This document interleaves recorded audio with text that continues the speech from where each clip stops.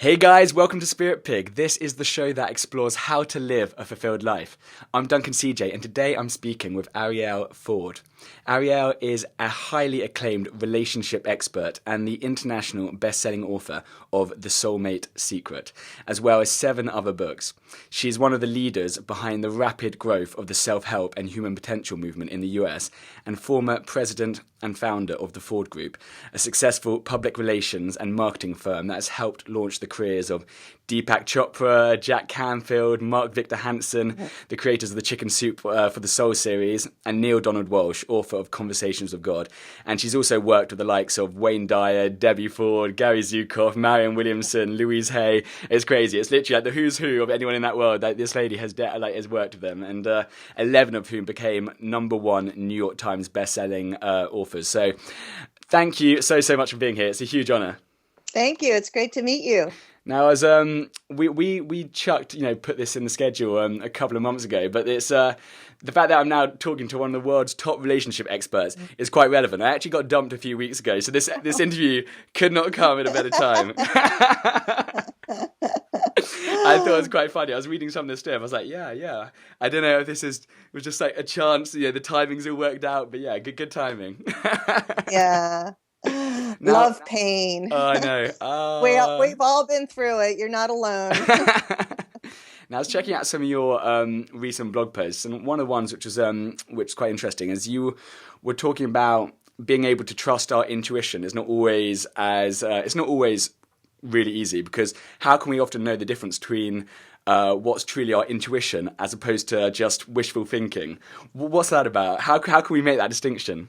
Well, it's not easy to do, but there's a little yes-no game you can play. So you would start by asking, saying to yourself, okay, my name is Duncan, right? And then see how that feels. Does that feel really solid and, sure thing? And then you might say, well, my name is Martin. And that might feel kind of empty, or it feels different, right? So you want to be able to feel in your body the difference between a solid yes and a solid no, that's not right. And then you would ask yourself a specific question. So it may be, was being dumped by Sally in my highest and best good, and see how that feels. Or, so you ask yourself questions. And if you see that you're getting one answer, but you want to manipulate it to get another answer, then that's wishful thinking. You're just trying to get some evidence that, well, maybe she really is my soulmate and she just doesn't know it yet. You try and reword it. You try and, okay, that felt wrong. Let's word it. It's kind of like when you're going to flip a coin, heads I go, tails I stay. Yeah. Okay, let's do best of 3 out of 5. Then you're fooling around with it. But it's really a learned thing. Like, over time, if you have a strong hit about something and you trust it and it leads you in the right direction, that should be evidence for you that there is this inner voice trying to guide you. And I've learned that when I don't trust my intuition, it's never a good thing, because my radar is really spot on. The thing that gets me tripped up is that my radar can also be good for you.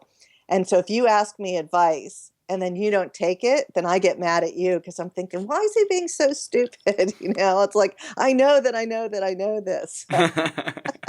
It can be crazy making. And there's obviously nobody out there, who would knowingly, everyone basically would obviously avoid pain. But I think you said in 6 decades on this planet, you've discovered that your greatest and most extraordinary, I think you described them as wins in life, have all come as a result of off the back of your most painful and difficult experiences. Can you maybe just give some examples of some of these? Absolutely. So I started my PR firm, the Ford Group, in 1988. You may not have even been born by then. And, it was very successful. But at that time, I was handling things like art galleries on Rodeo Drive in Beverly Hills, and very famous boutique hotels, and all corporate stuff.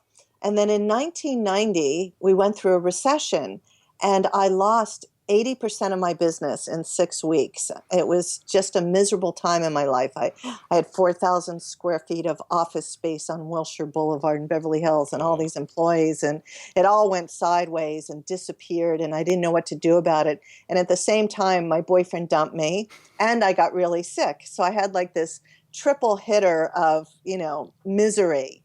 And I didn't know what I was going to do with my life. And it lasted about a year. I mean, I almost went bankrupt. It was such a horrible, miserable time.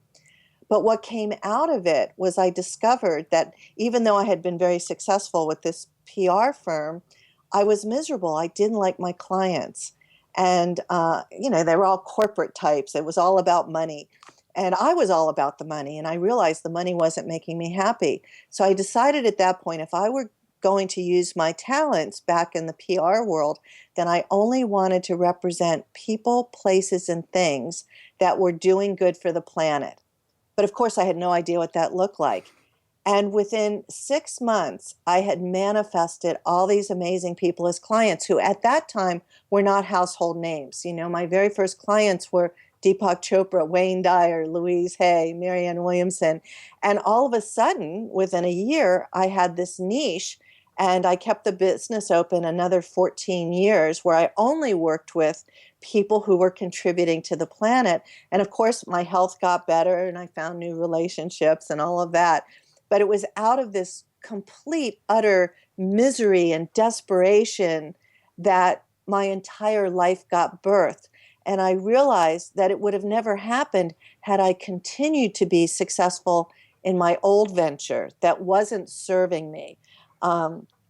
So that's just one small example where, extreme pain and suffering led to the greatest breakthroughs and my greatest happiness. So when you're at the depth of despair and you don't believe anything good's ever going to happen again, that's really the time to remember that who you really are and what you're meant to do is just being reborn. The house is burnt down and now it's time to rebuild. And it won't go as fast as you want. It won't look like anything you think you want.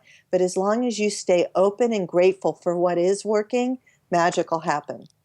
I love that. It's beautiful. And I know that I read somewhere that I heard it in an interview, that you were saying how one of your passions and your purposes is sort of that connecting people and making like these amazing connections happen. Like, What does that do for you when you make like an amazing connection? You put two fantastic people together.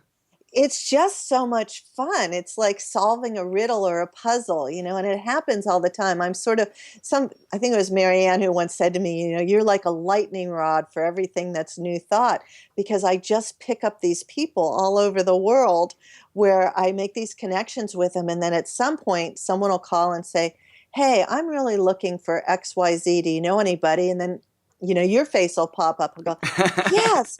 Duncan's in London. He's the exact person you need to talk to. And then I'll make a little connection. And then they send me these emails. How did you know? Like, I'll give you one example. I was reading my Facebook feed a little more than a year ago. And this woman who I'm friends with on Facebook, but I've never met, said she was ready for a massive change in her life. She actually wanted to move to another country and find a way to be of service to humanity. The same day, another friend of mine who runs the largest ashram in Rishikesh, India, put up a post that she was looking for an American who would be her assistant in India. She needed somebody who understood social media and could communicate with lots of different people around the world. This is a very powerful woman who regularly does business with the Dalai Lama and other world leaders. And I just had this hit. It's like, oh my God. This one needs to meet that one. So I connected them via Facebook. It turned out my Indian friend was going to Washington, D.C. the next week where this woman lived. They met for lunch. And within 6 weeks, my Facebook friend Lori was living on the ashram and today is still there helping my friend run her ashram. That's crazy, mad. And it's so much fun. I just get goosebumps just thinking about, like, how does that happen? But the truth is, there's what Greg Braden calls the divine matrix. We are already connected to everything and everybody on this invisible, incredible universal network. And if you tune in, you can make those connections. It's amazing. going to completely mispronounce this, and so forgive me. Okay. You might have to correct me. But what is atelophobia? I don't know. Atelophobia. It's about the fear of imperfection or something. Oh, that was a word I found out. Yeah. Did you find it as well? We're both new to it. No, I remember writing about that. I have like the world's worst memory at this point in my life. But yeah, perfectionism is a real problem. I think actually the word perfectionism needs to be changed to pure fiction. It doesn't exist. You're not perfect. I'm not perfect. We're never, ever going to be perfect. And yet we live our lives striving for something that's impossible. You know, we want our careers to be perfect, and our friends and our family and our homes, you know, our kids. Everybody's striving for this crazy thing. And then they end up, you know, disappointed and frustrated. And it's just this, you know, can I say 4-letter words on this show? You can say whatever words you want. Yeah, it's a total mind fuck, okay? It doesn't exist. So what I practice is something I call Wabi-Sabi Love. And Wabi-Sabi is an ancient Japanese aesthetic that seeks to find beauty and perfection in imperfection. So for example, let's say this was a Ming vase and it had a crooked crack down the middle of it. The Japanese would put it on a pedestal and then they would shine a spotlight on the crack. Or they might even paint the crack with 24 karat gold. So in Wabi-Sabi Love, we're looking to find fun and beauty in our own imperfections, our own cracks, and especially of those around us. So I'll give you just one really brief example of this. I was teaching this in a workshop one day, and this woman, Stephanie, stands up and she said, I have a wabi-sabi issue even you can't solve. And I was like, okay, what is it? She said, well, I'm married to a man named Garth. We've been married for 16 years, and I love him, but I might have to leave him. And I said, why? She said, he's just a total slob. She said, I'm a perfectionist. I like my house neat and clean and orderly, and everything has its place.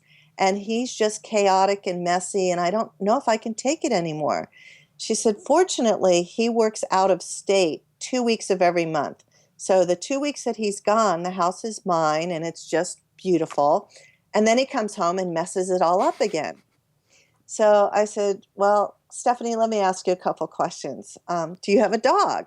And she said, yes. I said, does your dog shed? She said, yes. What do you do when your dog sheds?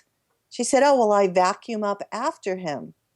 And I said, oh, I see. And Stephanie, do you love your dog? And she got really quiet, and then she said, oh my God, Garth sheds. And she realized, just like the dog can't help that he sheds, neither can Garth do anything about his messiness. So I thought, well, that's a really good realization, but is it going to last? A year later, I called her up, and I said, hey, Stephanie, I'm just checking in. How's life with Garth? And she said, it's never been better. She said, in fact, it's so good that he quit his job and he started a new business working from home so we can always be together. And I said, well, does he still shed?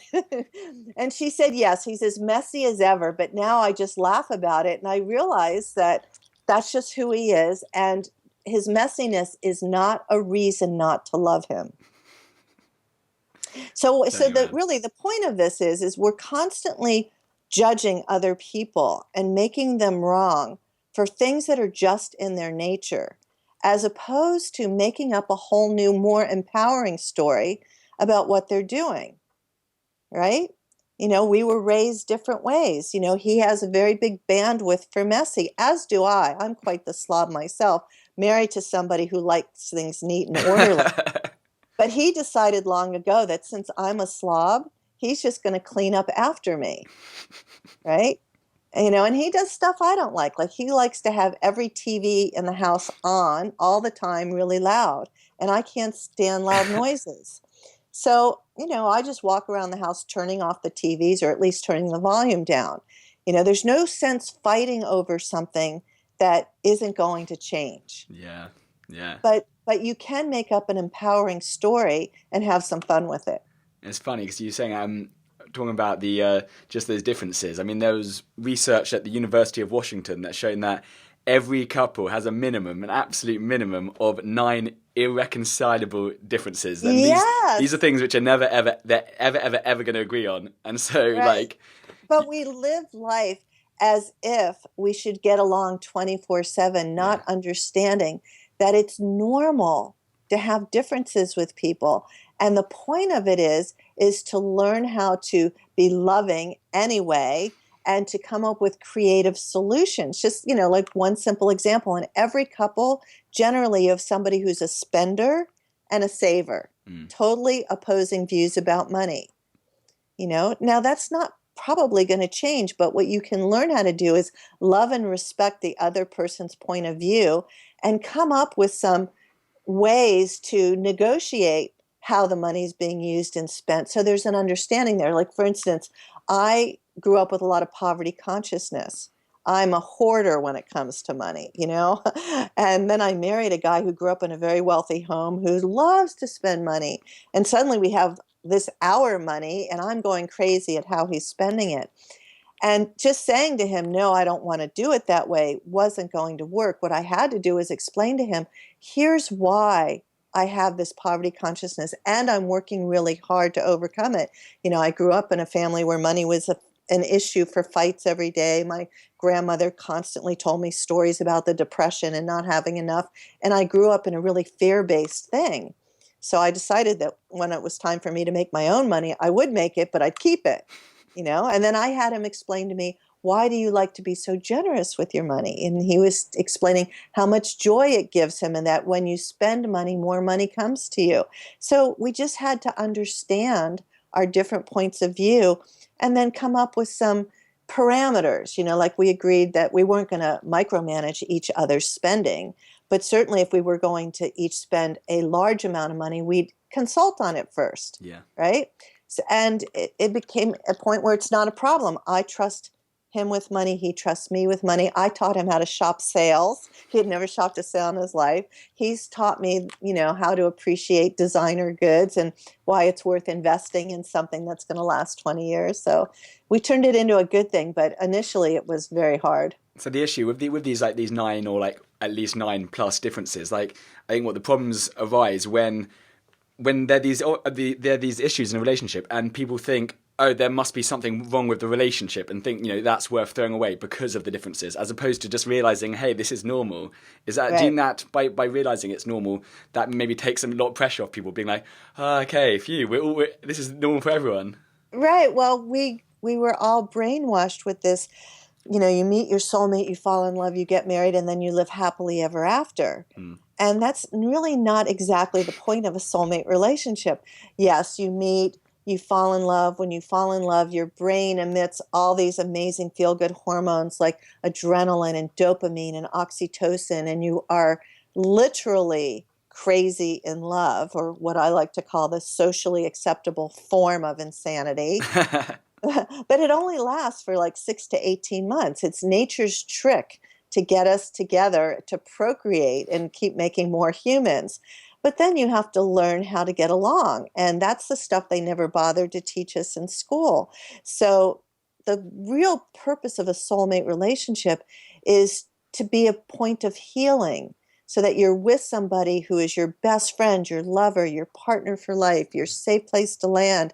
And all your childhood issues, your childhood wounds can come up for healing, but you don't have to do it alone. You have this partner in life to do your healing with. And that's really the point of a true committed marriage that somehow didn't get communicated to us.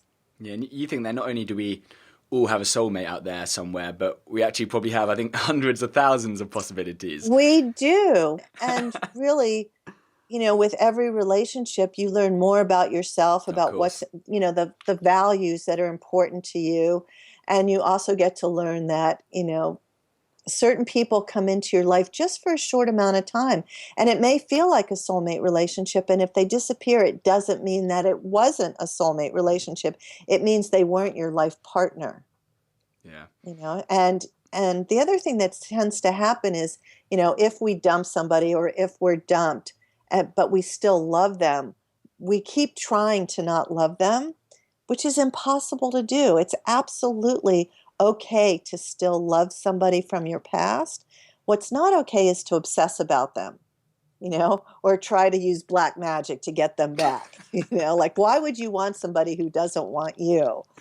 I agree. You want to go through the grieving process, cut the cords, let them go, wish them well, and then welcome in somebody who is not only your soulmate, but an ideal life partner for you, somebody with whom you're going to share connection, compatibility, chemistry, and most importantly, a shared vision for the future. Yeah, one of your least favorite myths is this idea that a soulmate relationship is supposed to last forever. I mean, this is not the case, is it? Not always. It Not can be, but always. Yeah, I mean, it may be you meet somebody, you spend 20 years with them, you have 3 kids, the kids grow up, and then you head off in different directions. And all it means is that that relationship had an expiration date. Doesn't mean they weren't your soulmate, doesn't mean they were bad or wrong. There's just somebody else out there for you. What I would say, though, is don't be so quick to throw the baby out with the bathwater. Just because things are difficult now doesn't mean you can't repair the relationship. So you have to be willing to, take some baby steps and see if you can reignite things. yeah. And also, this is one where I had to listen to this bit twice, because I was like, if you believe you're with, say, a soulmate, but the relationship has gone stale, say, communication's crap, sex is rubbish, you recommend doing an activity which is quite interesting to trick Yes. your brain into thinking it's in a life-threatening situation. Yes. You've got to explain Yes. that. Well, as I mentioned earlier, when you're in love with somebody, your brain is cascading with dopamine and adrenaline and oxytocin and other things I can't pronounce. And those feelings are still in your brain, and those chemicals are still in your brain. And one fast way to sort of let them loose is that you and your partner choose an activity that you both perceive as life-threatening. So that could be jumping out of an airplane, bungee jumping, whitewater river rafting, going on a big roller coaster, watching a super scary movie. But both of you have to feel scared. Yeah. And when you have that shared adrenaline rush, those chemicals get released, and it's very, very bonding. So I suggest that on your way back from the bungee jump, check into a motel and just have a rocking good time. What do you mean by living as if? Oh, okay. So the law of attraction states that we draw to us the people, places, and experiences that match our state of being. So if you're in a state of being that, oh, I am wonderful and adorable and lovable and surrounded by love, that's pretty much what your experience of life is going to be. And if you're in the state of, oh, I'm such a loser at love and I'm unlucky in love and, it's never going to happen for me, all you're going to get to be is right over and over again. So when you're living as if, you're choosing to sort of fake it till you make it, choose to believe how lovable you are. Start to make lists of all the people in your life that already love you. Have your attention focused on love. Know and trust that love is coming your way.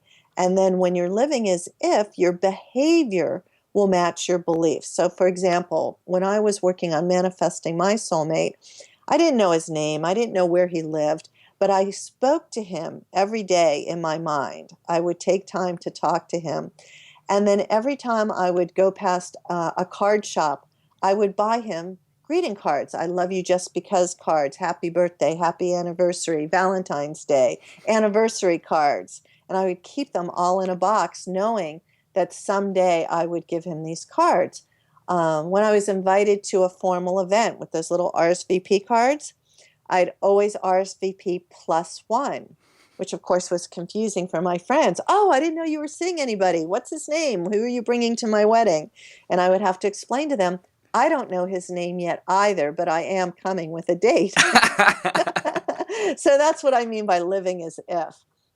You're stepping into that place and you're just, you're Yes. there. Yeah. What does a fulfilled life mean to you? It's where everything is just all linked up, mind, body, spirit are all sort of humming along in the same direction, got a great relationship, fulfilling work, lots of loving friends and family, a house full of cats. I only have 2 at the moment. I'd like to have more, but my husband says no. Great books to read, delicious food to eat, beautiful things to see and do. Just life is good. And what is one thing all our listeners can do today that have a massive positive effect on their lives? Have some pleasure. I put pleasure on the top of my to-do list every day. And when I say pleasure, I don't mean a habit that you're doing already every day, like working out or meditating or whatever. Like pick one thing every day that can really fill your soul. So for me, it might be something like, well, yesterday I went and got a half-hour foot rub. I just sat there and paid this woman to rub my feet because it feels so good. If I don't have a lot of time, I might turn on my playlist and listen to Andrea Bocelli sing the prayer. Or I may just, I'm really into coloring these days. I have coloring books and crayons all over the house. I might just do some coloring.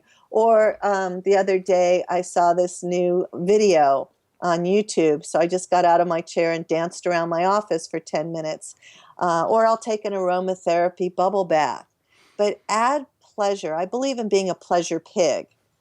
Add pleasure to your life every day because most of us are pretty stressed out most of the time. We've got a lot of pressure. There's deadlines, there's money, there's, aging parents, sick pets, crazy kids. Big cities, just living in a big city can be stressful. Mm. So I think adding pleasure, deliberately adding daily pleasure is a must-have. Now, some people go a little too far. I remember the first time I taught this, I had a group of 44 women in Bali, and at midnight I found them in the restaurant having hot fudge sundaes. And they were so proud of themselves. Oh, we're being pleasure pigs. It's like, no, I didn't ask you to get fat as a pig. You can do that once a month, but do not be eating ice cream every day, even though food can be really pleasurable and should be pleasurable. This is not permission to gorge. I was going to say pleasure pig. Like the podcast is called Spirit Pig. So yeah, I was going to say we're all for that. Okay, so you and I need to join forces. We'll be the pleasure pig brigade. Last but not least, how can people stay in touch, find out more about you and your work? Oh, that's really easy. My website is soulmatesecret.com, soulmatesecret.com. And if you want some free chapters to my newest book, Turn Your Mate into Your Soulmate, just go to that site and you can download them. And I'm also on Facebook at facebook.com/Soulmate Secret. Thank you so much for speaking to me today. I'm going to be taking notes and well, acting as if. Before you go, Duncan, how do you have pleasure? How do I have pleasure? I love walking, being out in nature. I love reading. I love reading every day if possible. We're trying to just at least half an hour every single day of just a book which completely just takes my mind somewhere. So as in I read quite a lot of non-fiction, but from just great authors where it's just ideas which completely just blow my mind. I have a book for you. There's okay. a book called Originals. Adam Grant. Adam Grant, yeah. He's the give and take guy, isn't he? Yeah, and it's one of the best books I've read this year about stuff that you didn't know that's going to completely blow your mind. It's okay, brilliant. Perfect. That's gone top of my reading list. Yeah. Oh, amazing. Thank you so much, and let's stay in touch, and we'll have to do this again sometime. Thank you. All right. Bye. Bye.